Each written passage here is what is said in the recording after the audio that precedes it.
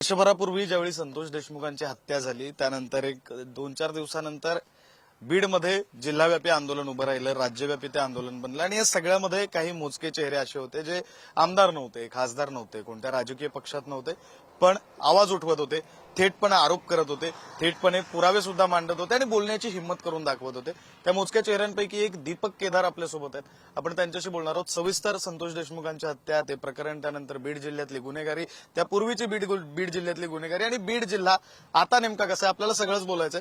दीपकजी, स्वागत आहे पुढारी न्यूज मध्ये. आधी तर तुमचं, आता संतोष देशमुखांची हत्या झाली, 1 वर्ष पूर्ण झाले. आधी त्या विषयावर बोलूया. वर्षभरात तपास झालाय, तुम्ही संतुष्ट आहात तपासावर? काय कारवाई झाली आणि त्याच्यावर संतुष्ट आहात? नाही, याच्यामध्ये आम्ही बिलकुल संतुष्ट नाहीयेत. कसल्याही प्रकारचं ठोस असं पुढे दिसत नाही. केवळ हिअरिंग चालू आहे आणि एवढे सगळे पुरावे असताना न्यायालयीन काहीच प्रक्रिया पुढे ढकलताना दिसत नाही. उलट न्यायाला भिजवलं जातंय, हे दुर्दैव आहे. आणखी चार्ज फ्रेम सुद्धा प्रकरण झालं नाही आणि त्यातला एक जो आरोपी फरार आहे कृष्णा आंधळे, त्याची अटक सुद्धा होत नाही वर्ष झालं तरी. सीसीटीव्ही कॅमेरे आहेत, भयंकर मारलेले फोटो आहेत, अक्षरशः संतोष देशमुखला कशा पद्धतीने हळहळ केलं याचे सुद्धा पुरावे आहेत आणि तरी सुद्धा त्या ठिकाणी न्याय मिळत नाही. फास्ट ट्रॅक कोर्टात चाललं ना प्रकरण, मग फास्ट ट्रॅक कोर्टाचा अर्थ न्याय भिजत ठेवणं. आतापर्यंत त्याला शिक्षा झाली पाहिजे होती आरोपींना, पण त्याच्यामुळे आम्ही संतुष्ट नाहीयेत. मुळात संतोष देशमुखच्या न्यायालयांचा जो काही न्यायालयीन लढा आहे तो या ठिकाणी भिजत घोंगडं ठेवलं जातंय, हे सुद्धा दुर्दैव आहे. कशामुळे होतंय? दोष कोणाला द्यायचा? म्हणजे व्यवस्थेला दोष द्यायचा, कोणाला दोष द्यायचा? का राजकीय काही बाबा त्याच्यावर वरदहस्त आहे आरोपींवर, राजकीय कोण हस्तक्षेप करतायत? दोष कोणाला तरी द्यावा लागेल. जर चुकीचं घडतंय तर कोणाला द्यायचं? नाही, याला सर्वच दोषी आहेत. व्यवस्था दोषी आहे, न्यायालयीन प्रक्रिया दोषी आहे. अॅडव्होकेट सन्मान्य उज्ज्वल निकम सारखे वकील असताना वेळ का लागतोय? तर कुठंतरी याच्यामध्ये सर्व याच्यामध्ये सहभागी आहे. व्यवस्था सुद्धा कारणीभूत आहे. व्यवस्थेने सुद्धा याच्यामध्ये काहीच केलेलं नाही आणि त्याच्यामुळे न्याय मिळत नाही. कुटुंब अस्वस्थ आहे, आम्ही अस्वस्थ आहेत लढणारे लोक. एवढा मोठा राज्यव्यापी लढा देऊन देशाचा मुद्दा निर्माण करून सुद्धा न्याय मिळत नाही, हे गंभीर आहे आणि याला कारणीभूत इथली व्यवस्था आहे. आम्हाला वाटलं होतं पालकमंत्री अजितदादा पवार हे आल्यानंतर बदल होईल, न्यायालयीन प्रक्रिया वाढेल, परंतु तसं काही दिसलं नाही. उलट या घटनांमध्ये वाढ होतीये. आरोपीच्या संदर्भातले रील्स व्हायरल होत आहेत, भीती कुणाला राहिलेली नाही आणि त्याच्यामुळे व्यवस्थाच या ठिकाणी जबाबदार आहे. व्यवस्थेची मानसिकताच नाही की संतोष देशमुखला न्याय दिला पाहिजे. पण संतोष देशमुखच्या मुद्द्याचं राजकारण प्रत्येक निवडणुकीत केलं जातं. मतासाठी संतोष देशमुख लागतो, पण न्याय देण्यासाठी संतोष देशमुख लागत नाही, अशी स्थिती आहे. त्याच्यामुळे न्याय मिळत नाही, याला कारणीभूत इथली व्यवस्था आहे, हे असा असणारा माझा थेट या ठिकाणी आरोप आहे. मग ते स्थानिकचे पुढारी असतील किंवा राज्य सरकार असेल, यांनी असणाऱ्या याच्यामध्ये कसलीही भूमिका घेतलेली नाही. सीआयडी आणि एसआयटीचा अर्थ काय? आम्ही सीआयडीची मागणी केली, एसआयटीची मागणी केली, पण तरी सुद्धा न्याय मिळत नाही. कुणी दाबलाय हा न्याय? मी हा प्रश्न उलट व्यवस्थेला विचारतोय. आज अधिवेशन सुरू झालंय, काय तुम्ही अधिवेशन घेण्याचा नैतिक अधिकार काय तुम्ही तिथं नुसतं इव्हेंट करणार अधिवेशनाचा? संतोष देशमुखला न्याय दिलाय का? पण तुम्हाला नैतिक अधिकार काय? फक्त इव्हेंट पुरते मर्यादित अधिवेशन असतील, चहा प्या, चहा पाण्याला बोलवा आणि मग ते प्रक्रिया पार पाडा, तर त्याला काय अर्थ असणार नाही. आज लाखो लोक रस्त्यावर येऊन संघर्ष करून न्याय मागतायत आणि त्यांना असणारी व्यवस्था न्याय देत नाही. तर याला पूर्णपणे इथली व्यवस्था जबाबदार आहे आणि त्यांची मानसिकताच नाही की संतोष देशमुखला न्याय मिळावा आणि हे गंभीर आहे. तुम्ही बोलताना आधीच तो मुद्दा मांडलात, कृष्णा आंधळे अजूनही फरार आहे. हे मान्य कसं करायचं की एक इतक्या क्रूरपणे एका माणसाची हत्या होते? तालुक्यात नाही, जिल्ह्यात नाही, राज्यभर आंदोलन होतात, राज्यभरातनं संताप व्यक्त होतो, काही जणांना अटक झाली, कारवाई झाली, पण एक जण अजूनही फरार आहे. हे खरंच शक्य आहे का? 1 वर्ष एखादा आरोपी लपून राहतोय, तुम्हाला पटतंय हे? नाही, याच्यावर माझा विश्वासच बसत नाही. पोलिसांनी ठरवलं तर 24 तासाच्या आत कृष्णा आंधळेला अटक करू शकतात. गृहमंत्र्याला मी विचारतोय, का अटक केलं नाही? असा कुठं गायब झालाय आणि असा कोण लागून गेलाय कृष्णा आंधळे? एक साधा गावातला पोरगा छोटे मोठी गुन्हेगारी करता करता एवढं मोठं हत्याकांड घडवलं, त्याला पकडायला लय वेळ लागणार आहे काय? पण आज आम्हाला जे टेक्निकल बाब समोर आलेली दिसली कोर्टात की कृष्णा आंधळे अटक नाही म्हणून चार्ज फ्रेम करायला वेळ लागतोय, तर मग हे सुनियोजित झालंय का त्याला फरार ठेवणं? कोणत्या इथल्या माजी मंत्र्याच्या घरात कृष्णा आंधळे लपलाय का? सर्च वॉरंट का काढलं जात नाही?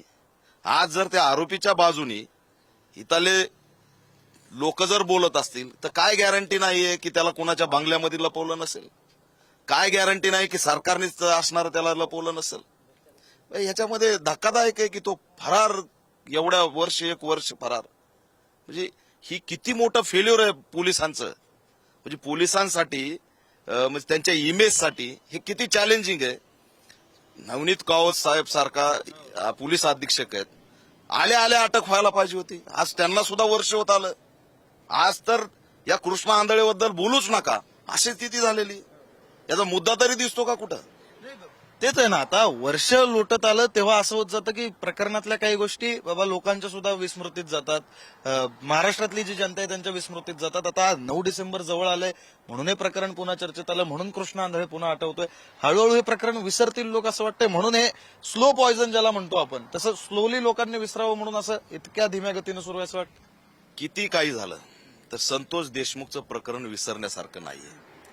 कारण क्रूरता आणि अमानवीयता एवढी भयंकर आहे या प्रकरणात, त्याला एवढ्या हळहळ करून मारलेलं आहे की ते कुणीच विसरू शकत नाही. मग ते 10 वर्ष लागो, 100 वर्ष लागो, 50 वर्ष लागो, पण त्याची जी तीव्रता आहे आणि दाहकता आहे ती कमी होऊ शकत नाही. ते किती प्लांट करत असतील की लोकांच्या लक्षातून हे जाऊ द्या किंवा लोकांच्या विस्मृतीत ही घटना जाऊ द्या, पण ते होऊ शकत नाही. या प्रकरणाकडे संपूर्ण महाराष्ट्राचं लक्ष आहे, देशाचं लक्ष आहे आणि याच्यामध्ये न्याय मिळाला पाहिजे असं प्रत्येकाला या ठिकाणी वाटतंय. त्यांनी किती प्रयत्न करू द्या ते होणार नाही हे मी ठामपणे या ठिकाणी सांगतोय. तुम्ही पालकमंत्र्यांचा उल्लेख केलात. उपमुख्यमंत्री अजित पवार पालकमंत्री आहेत. अजितदादा पालकमंत्री झाले, काही परिणाम झाला त्यांच्या पालकमंत्री झाल्याचा? तुम्हाला काय वाटतंय? जवळ न बघताय तुम्ही बीड जिल्ह्यातली गुन्हेगारी, संतोष देशमुखांचंच प्रकरण असं नाही, एकंदरीत गुन्हेगारी बीड जिल्ह्यात. बीड जिल्ह्याचे पालकमंत्री अजितदादा पवार झाल्यापासून बीडचं हसू झालंय. आजकाल सभेमध्ये हसवणारा नेता म्हणून जर महाराष्ट्रात कुणाची ओळख असेल तर ती अजितदादा पवार यांची. गंभीरता नाहीये पालकमंत्री म्हणून. आज तुम्ही तुमचा असणारा माजी मंत्री त्या मुख्य आरोपीचा सपोर्ट करतो तरी तुम्ही हकलपट्टी करू शकत नाही. काहीच बदललं नाही. गुन्हेगारी अफाट वाढली. बीडचं हसू झालंय. कशासाठी पालकमंत्री पद घेतलं होतं? काय करणार तुम्ही पालकमंत्री पद घेऊन? जर तुमच्याकडून गुन्हेगारी थांबत नसेल, पोलिस या ठिकाणी घाबरायला तयार नाहीत, पाहिजे त्या पद्धतीने बीडचं प्रत्येक तालुक्यामध्ये गुन्हेगारी वाढलेली आहे, रील्स व्हायरल होतात गुन्हेगारांच्या नावाने आणि त्या रील्स व्हायरल होण्यामुळे साक्षीदारावर दबाव येतोय, पीडित कुटुंबावर दबाव येतोय. अरे संतोष देशमुखच्या भावाला धनंजय देशमुखांना पत्र लिहावं लागत असेल की माझ्या जीवाला धोका आहे, माझ्या कुटुंबाला धोका आहे, तर काय पालकमंत्री म्हणून यांचा उपयोग आहे? त्याच्यामुळे पालकमंत्री पद आलं, मला खरं वाटलं होतं की दादा म्हणजे काहीतरी करून दाखवतील बीडचं, पण हसू झालं बीडचं. आज बीडच्या बाबतीमध्ये कसल्याही पद्धतीने विकास नाही. बीडच्या बाबतीमध्ये कोणत्याही परिस्थितीत गुन्हेगारी संपलेली नाही आणि त्याच्यामुळे दुर्दैव आहे की अजितदादा पवार हे या बीडचे पालकमंत्री झाले. हेच असणारं दुर्दैव. आणि ते पालकमंत्री झाल्यापासून माझा थेट आरोप आहे की न्यायाला विलंब लागलेला आहे. कारण आरोपी हे सगळे त्यांच्या पक्षाशी निगडीत आहेत. त्याच्यामुळे अनेक एलिमेंट्स दाबण्याचा प्रकार होतोय. त्याच्यामुळे तुम्हाला संतोष देशमुख प्रकरण दाबण्यासाठीच पालकमंत्रीपद हवं होतं का असा सुद्धा प्रश्न आम्ही विचारतोय. हे गंभीर आहे की तुम्ही याला कंट्रोल करू शकले नाही. त्याच्यामुळे अजितदादामुळे इथली गुन्हेगारी संपलेली नाही, उलट त्या गुन्हेगारीमध्ये वाढ झालेली अशी स्थिती आहे. तुम्ही बोलताना एक फार महत्वाचा मुद्दा बोललात बीडच्या विकासाचा. तिकडे येऊया, पण परत थोडं मागे जातो संतोष देशमुखांच्या हत्या प्रकरणाकडे. मुळात सुरुवात झाली 6 तारखेला, 6 डिसेंबरला. अवादा कंपनीच्या आवारामध्ये एक भांडण झालं होतं. ते सोडवण्यासाठी म्हणून संतोष देशमुख गेले आणि मग 9 तारखेला त्या रागातून त्यांचं अपहरण करून हत्या झाली. ही जी मेंटॅलिटी आहे, मानसिकता जी आहे की आपल्याला कोणतरी खंडणी मागण्यापासून रोखतंय म्हणून त्याचा खून करायचा, कुठनं येते? नाही, याला राजकीय बळ आहे. आणि जे काही यांनी पेरलं, काही झालं की पोलिसांना फोन लावा, तो कॉल व्हायरल करा, मग त्यामुळं गुन्हेगारी करणाऱ्या तरुणांना साधा मुकादम होता तो आरोपी, त्याचं नाव मला काहीतरी त्याचं आरोपीचं नाव तो जो आहे त्याच्यामध्ये तो मुकादम होता. त्याची काय एवढी हिंमत, त्याला बळ कोणी दिलं, तो अट्रॅक्ट कुणाकडे झाला? ह्या राजकारण्याच्या बळामुळं ते गुन्हेगारी क्षेत्रामध्ये वाढत गेले, त्यांचं बळ वाढत गेलं. आणि आमच्या पाठीशी अण्णा आहे, आमच्या पाठीशी अमुक आहे, आमच्या पाठीशी दमुक आहे, अशा पद्धतीचा जो काही वाढत गेला कॉन्फिडन्स, त्यातून ही क्रूरपणे हत्या करण्यात आली. आणि संतोष देशमुख हा खूप प्रामाणिक आणि त्याच्यामध्ये निरागस असा एक सामाजिक सलोखा ठेवणारा व्यक्तिमत्व होतं. बौद्ध समाजाचा सिक्युरिटी होता अशोक सोनवणे, आणि त्याला वाचवण्यासाठी तो धावून गेला. म्हणजे एक बौद्ध समाजाच्या तरुणाला वाचवण्यासाठी गेला आणि स्वतःलाच असणारं तिथं त्याला संपावं लागलं. तर हे खूप भयंकर आहे.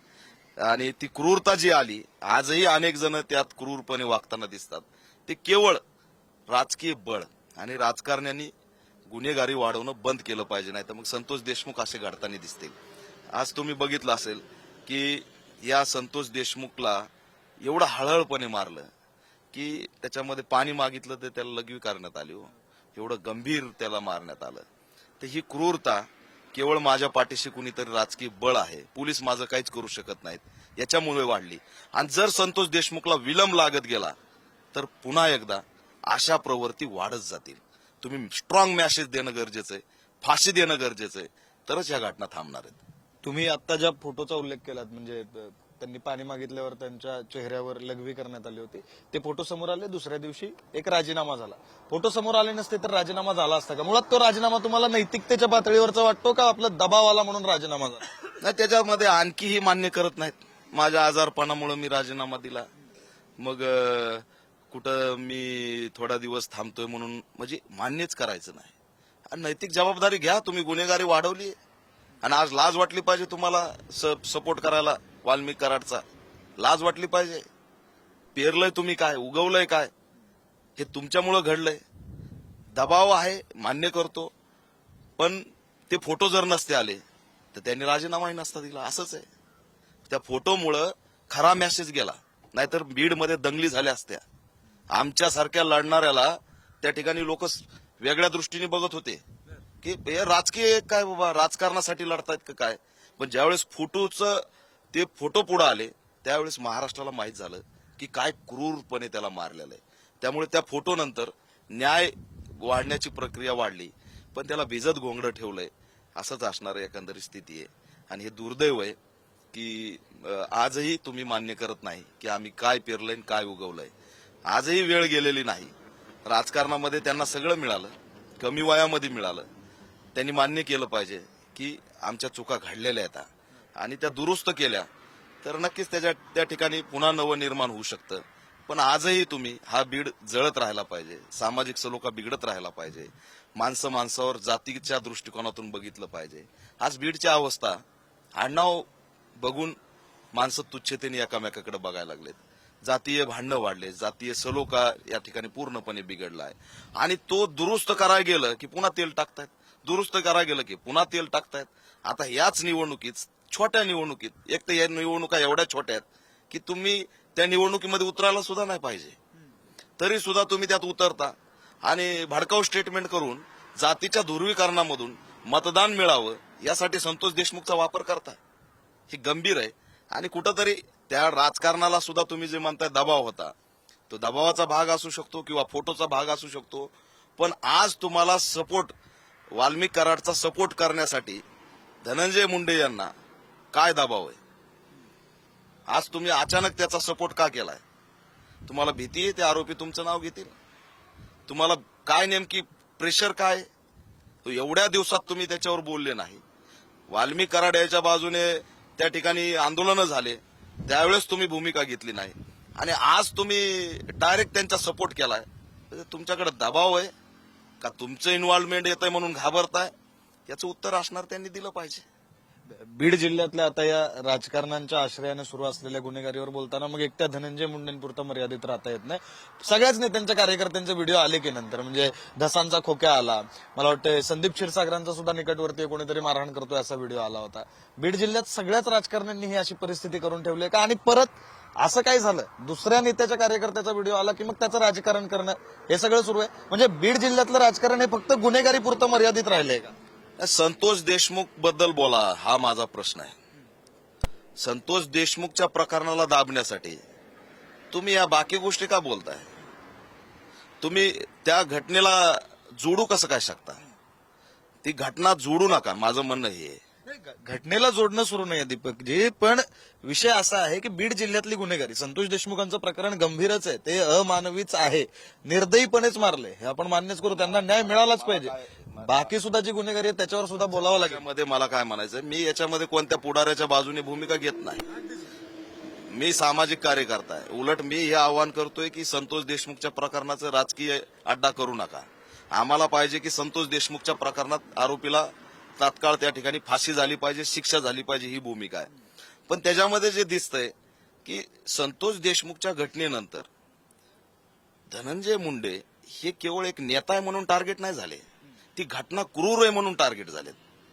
पण त्यांनी हे समजून नाही घेतलं पाहिजे किंवा मी एक राजकीय पुढारी आहे म्हणून मला टार्गेट केलं, तर असं नाही. हा सामाजिक उद्रेक आहे. आणि इथं काय करण्यात आलं की या घटनेची दाहकता कमी करण्यासाठी, संतोष देशमुखच्या प्रकरणाची तीव्रता कमी करण्यासाठी राजकीय दुश्मनी पुढे करण्यात आली. धनंजय मुंडेंना का टार्गेट केलं? कारण सुरेश दत्तचं जमत नाही. सुरेश दत्तला का टार्गेट केलं? संदीप क्षीरसागरचं जमत नाही. यामध्ये संतोष देशमुखचं प्रकरण मागे टाकण्याचा प्रयत्न केला. आता ते खोक्याच्या प्रकरणात त्याच्या झोपड्या जाळल्या, पारधी समाजाचा आहे, त्याचे कुटुंब पाठीमागं होतं, तो गुन्हेगार आहे, त्याच्याशी आम्हाला घेणं देणं नाही. त्या झोपड्या जाळत असताना मी स्वतः तिथं गेलो होतो, वन विभागाने ती कारवाई मोठी केली होती. त्यानंतर आम्ही त्याला त्या कुटुंबाला सेफ करण्याचा प्रयत्न केला, बकऱ्या जाळल्या होत्या. त्या खोक्याचं आम्ही समर्थन करत नाहीत किंवा अनेक नेत्याचं कोणी गुन्हेगारी असतील त्याचंही आम्ही समर्थन करत नाहीत. पण तुमचा प्लॅन काय की संतोष देशमुखच्या प्रकरणाची तीव्रता कमी करायची? गुन्हेगारी बीडमध्ये आहे, प्रत्येक नेत्यांनी असणारे हे सगळे पाळलेले आहेत, ते सगळे त्याला जबाबदार आहेत. आता हाच खोक्या कधी ह्या साईडने असतो, कधी त्या साईडने असतो, पण संतोष देशमुख तसा नव्हता. हो, संतोष देशमुख कुणाचाच समर्थक नव्हता. संतोष देशमुखला पार्टी नव्हती. संतोष देशमुख हा मानवतेचं प्रतीक होता. अक्षरशः एका बौद्ध समाजाच्या सिक्युरिटीला वाचवायला गेला होता. मग त्याला खोक्यासोबत कसं जोडणार? सुरेश दत्त आणि या सगळ्या राजकीय याच्यामध्ये त्याला का आणणार? त्यांचं असणारं जे काही गुन्हेगारी वाढवतात त्याला आम्ही हे करतोय, विरोध करतोय, निषेध करतोय की हे सुद्धा जबाबदार आहेत. पण त्याची जी क्रूरता आहे, पाणी मागितलं तर लघवी करणे, त्याला भयंकर मारणे, तो लीडर नव्हता, त्याचं काही राजकीय शत्रुत्व कोणाशी नव्हतं, ते भर नव्हतं. फोटो समोर आले होते, म्हणजे मराठीमध्ये तो एक छान शब्द आहे नखशिकांत, आपण चांगलं वर्णन करण्यासाठी वापरतो, पण इतकं मारलं होतं की नखशिकांत, नकापासून केसापर्यंत एक जागा उरली नव्हती हो, जिथं व्रण झालेले नव्हते, अशी ती डेड बॉडी होती, असा तो मृतदेह होता. अतिशय क्रूरपणेच मारलं. थोडं बीड जिल्ह्याच्या गुन्हेगारीविषयी बोलूया. म्हणजे मी असं म्हणत नाही की संतोष देशमुखांचं प्रकरण बाजूला ठेवू, त्याविषयी बोलावंच लागणार आहे, आवाज उठवावाच लागणार आहे, पण थोडंसं बीड जिल्ह्याच्या गुन्हेगारीविषयी बोलूया. बीड जिल्ह्याचं राजकारण हे फक्त गुन्हेगारी इतकं मर्यादित राहिलं असं दिसतंय का? बाकी मुद्देच दिसत नाहीयेत. नाही, तेच झालं ना. ऊसतोड मजूर त्याचा मोठा मुद्दा आहे. किती वर्ष भटकंती करायची? आम्ही वेगळ्याच कारणासाठी कोयते घासून ठेवा म्हणतो, पण तो कोयताच नाही बीडमध्ये दिसला पाहिजे, याच्यासाठी कोण संघर्ष करणार? वर्षानुवर्षे त्याला ऊसतोड मजूर भटकंती करतो. कमी वयामध्ये त्याचं लग्न होतं. दलितांचं अत्याचाराचा मोठा आकडा आहे, अॅट्रॉसिटीच्या संदर्भातला मोठा आकडा आहे. त्यानंतर विकासाच्या संदर्भातला आकडा आहे. तर ह्या सगळ्या गोष्टी बाजूला राहून या ठिकाणी गुन्हेगारी मोठ्या प्रमाणात वाढलेली आहे आणि ती ओळख कायम ठेवण्याचा प्रयत्न अनेक जण करतात. दहशतीतून आपली राजकीय पोळी भासतात आणि याला असणारं पोलीस सुद्धा तितकेच जबाबदार आहे की त्यांनी स्ट्रॉंग मेसेज या ठिकाणी दिलेला नाही. गृहमंत्री सुद्धा याच्यावरती गंभीर आहेत असं दिसत नाही. त्याच्यामुळे सगळेच याला जबाबदार आहेत. आणि बीडची ओळख दुर्दैवाने क्रांतिसिंह नाना पाटील, एक वैचारिक वारसा असलेली ही भूमी, अनेक नेते देशाला देणारी ही भूमी, स्वर्गीय गोपीनाथ मुंडे साहेबांसारखा नेता जो ऊसतोड मजुरांचा नेता म्हणून, इथल्या शेतकऱ्यांच्या आत्महत्यावरती सगळ्यात आधी धावून जाणारा नेता म्हणून, मराठवाड्यातल्या ज्वलंत प्रश्नावरती बोलणारा नेता म्हणून गोपीनाथ मुंडे हे एक देश पातळीवर गाजलेलं नाव, केंद्रीय ग्रामविकास मंत्री म्हणून ते नाव. पण आज काय अवस्था आहे? आज आमच्या बीडची राजकीय ओळख पण पुसली, सामाजिक ओळख पण पुसली, सांस्कृतिक ओळख पण पुसली आणि आम्हाला असणारं गुन्हेगारीचं लेबल मारलंय. पण आमचे प्रश्न खूप वेगळे आहेत. पण त्या प्रश्नावर कोणी बोलायला तयार नाही. कारण आजच्या राजकीय याच्यामध्ये तेवढी संवेदनशील मानसिकता आणि सामाजिक राजकीय भान असलेला पुढारी बीडमध्ये आता सध्या उरलेला नाही. बीड जिल्ह्याविषयी बोलताना मग आता आपल्याला थोडं आणखी पुढे जावे लागेल की गुन्हेगारी मुळात आली कुठनं? या सगळ्याला विकास न होणं, उद्योगधंदे कमी येणं किंवा न येणं असं म्हणू आपण, पोरांच्या हाताला रोजगार नसणं हे मूळ कारण आहे. हो, एमआयडीसीच नाही तर पाणी येत नाही. प्रत्येक जाहीरनाम्यामध्ये मराठवाड्याला पाणी येईल असं बोललं जातं. प्रत्येक जाहीरनाम्यामध्ये एमआयडीसी येईल असं बोललं जातं. एमआयडीसी नाही, लुटमार आहे. उलट त्या कुटे म्हणून एक बँक आली, अनेक लोकांना बर्बाद करून गेली. आमचे सगळे पोरं तुम्हाला चाकणमध्ये दिसतील, छत्रपती संभाजीनगरच्या शेंद्रा एमआयडीसी मध्ये दिसतील, तिथल्या गेटवरती धडकताना दिसतील.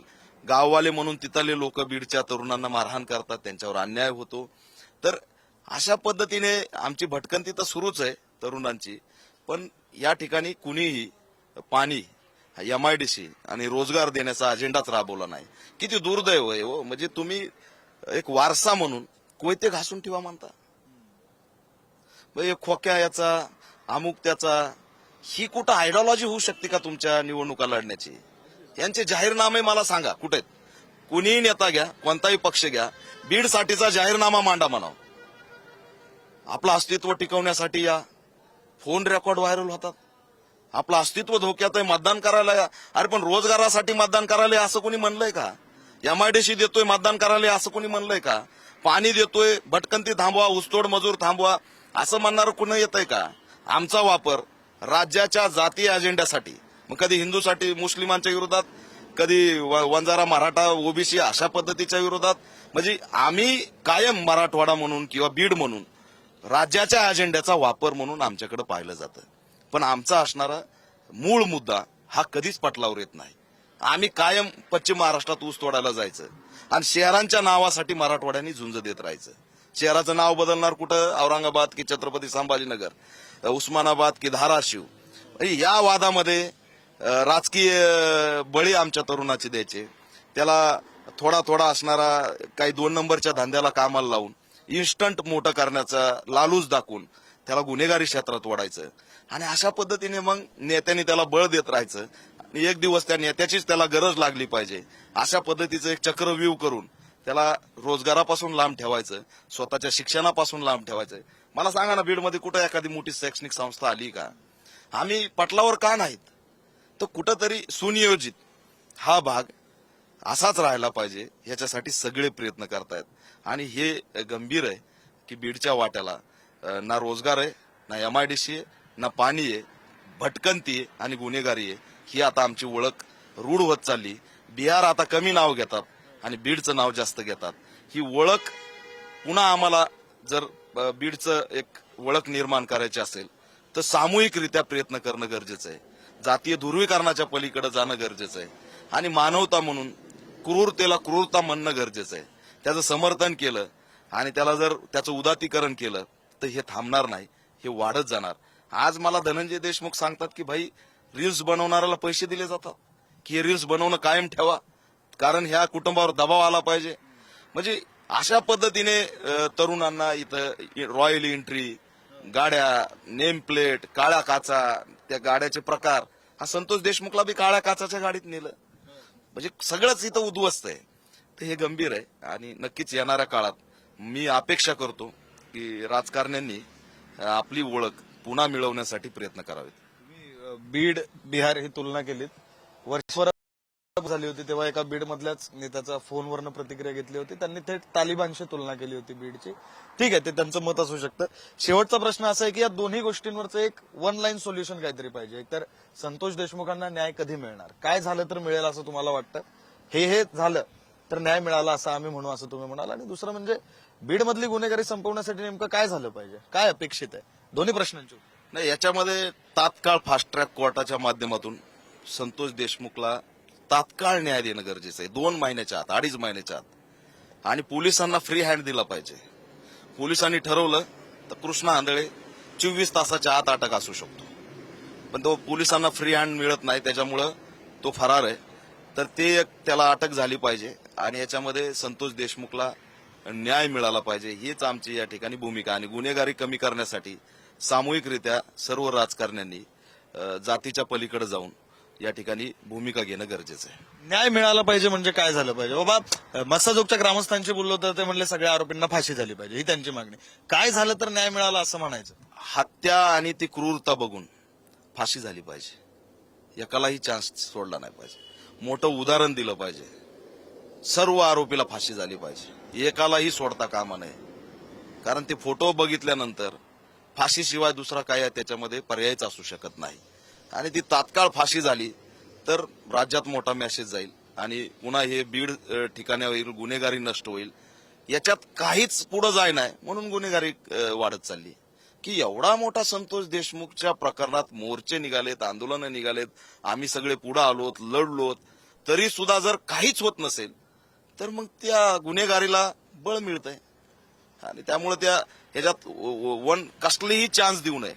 फाशी ही शिक्षा तात्काळ झाली पाहिजे. पुरावे, सीसीटीव्ही आहे, अॅडव्होकेट उज्ज्वल निकम सारखे वकील आहेत, फास्ट ट्रॅक करा, इमिडिएट द्या. कोपर्डीला 2.5 महिन्यात तुम्ही निकाल दिला, 2.5 महिन्यामध्ये जन्मठेप झाली आरोपीला.